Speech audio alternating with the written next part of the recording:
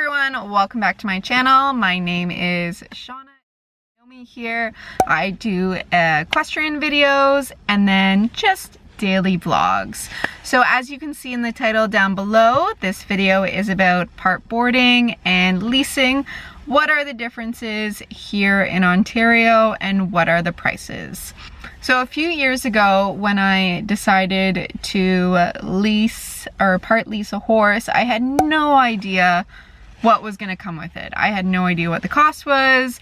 I had no idea what I needed to pay, if there was a contract, how long the contract was for. And when I was Googling things about it, how much a lease would be kind of in Ontario, looking at YouTube videos, I couldn't really find anything. So hopefully this helps people out here in Canada. This is all my opinions from Ontario and when I lived in Alberta. So let's get started with the video.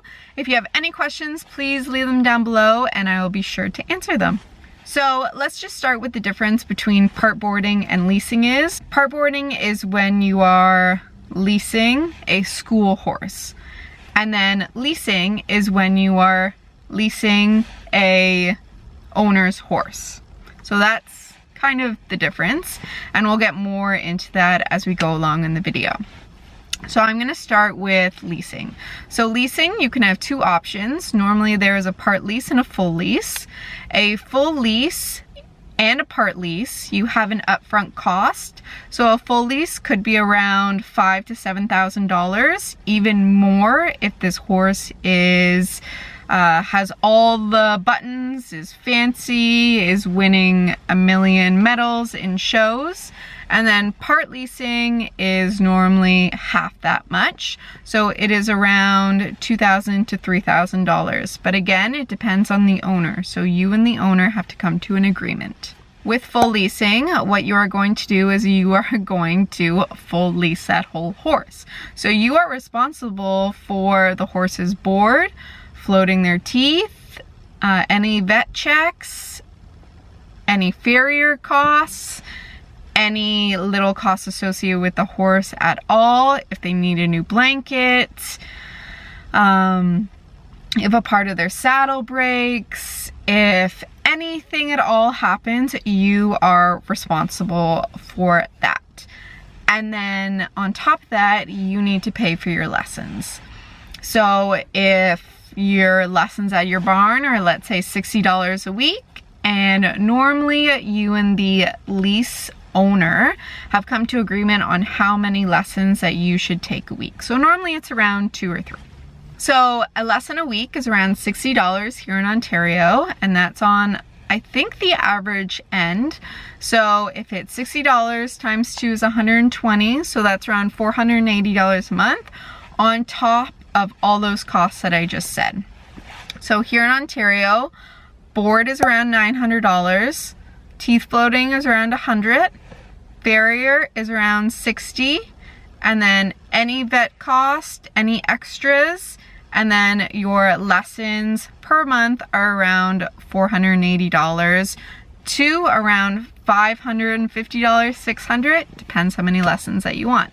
So with full leasing, the horse is yours. So if you want to ride the horse 3 times a week, if you want to ride the horse 5 times a week, if you think the horse would benefit from lunging, you do that. So it's all up to you. This gives you an opportunity to go to as many shows as you like because the horse is yours. So if you don't want to go to any shows, you and the owner have come to that agreement when you sign that contract. Or in the contract, it could say the horse has to go to this many shows a year or a show season because the owner does not want that horse to lose its show experience. And with that horse going to shows, again, winning medals, the next year they can increase that cost. Again, it comes to no surprise. If you decide to go to a show, you are responsible for all those show costs. So contracts are normally 12 months or a year. They start in September and they go to September. So you have the winter season and then you have the show season. With a part lease, again, it's a little bit different. You are part leasing that horse, so you kind of own part of that horse, if that makes sense. So you are paying that upfront fee. You normally have a set schedule, so you can ride that horse Mondays, Wednesdays, Saturdays, and it's normally 3 times a week. And again, 1 lesson per week is the minimum. So if you want to do 2, that's great. If you want to do 3, that's great. But that is up to you, and that is associated with your own cost. And then everything about that horse is divided in half. The board is divided in half. So if it's $1,000, you pay $500. The teeth floating, you pay half. Any vet fees, you pay half. If they need a chiropractor, you pay half. Acupuncture, you pay half. Farrier, you pay half. And then again, with that owner, you can decide how you want to split, let's say blankets, tack, things like that. So with part boarding, that is normally a school horse. So your barn in general owns that horse. So you pay a monthly cost. And again, that's normally a year. You sign a contract for a year. And it is normally, I think, between, I'm gonna say $400 and $800.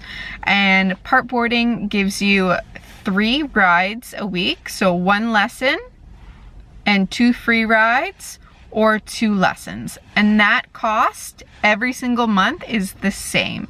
So you pay $800 every single month at the beginning of the month, and you get those 2 lessons. So you don't have to pay anything else. You know you have a fixed fee. If there is any vet appointments, farrier, teeth floating, such as that, you don't have to pay any of that. If you, at the kindness of your heart, want to buy your horse a new halter or blanket, things like that, that is up to you. And again, this is all signed with a contract, so you are in it for a year. Make sure you go through that contract with the owner, with the barn specifically, and take out things that don't make sense, or add things in, like, let's say if you lose your job, are you obligated to still pay, or do you have to give them a certain amount of time to find another leaser? If your horse goes lame for 6 months, can you break out of that lease early? So things like that you really have to think about. So those are the differences between part boarding, part leasing, and full leasing. So what I would do is I would contact your barn that you ride at, maybe get a little bit of information about what it would cost to part board, and then you can talk to some people what it would cost them to part lease, and then full lease if you're really thinking about it. And you have to remember, this is a huge financial commitment.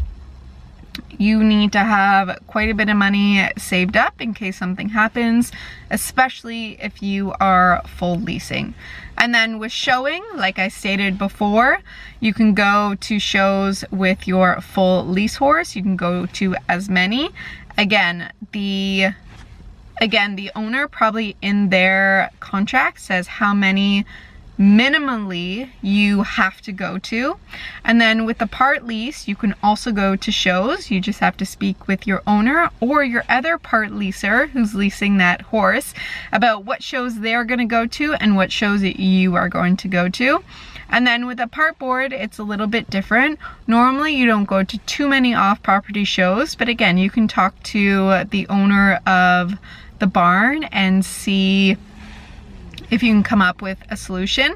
But you have priority of that horse for any in-school shows, any in-school clinics. So that is what kind of part boarding is getting you, the benefits.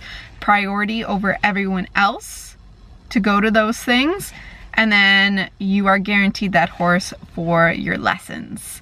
So hopefully that helped you guys a little bit with the differences between leasing and part boarding. So they're two very different things. One is very high on the financial scale, and one, it's a little bit lower, but again, horseback riding or equestrianism is a very expensive sport, so make sure you do your calculations before you go ahead and sign that contract.